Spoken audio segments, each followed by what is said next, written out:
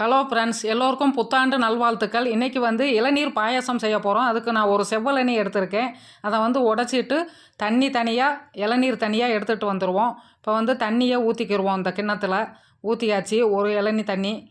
அடுத்து அந்த வழுக்கையை எடுத்துகிட்டு வந்துடுவோம். அதையும் எடுத்தாச்சு. இப்போ இதில் பாதி வழுக்கையை மிக்சியில் போட்டுக்கிடுவோம். மிச்சம் பாதி இருக்கட்டும். முந்திரி ஒரு 10 பல் போட்டுக்கிடுவோம்.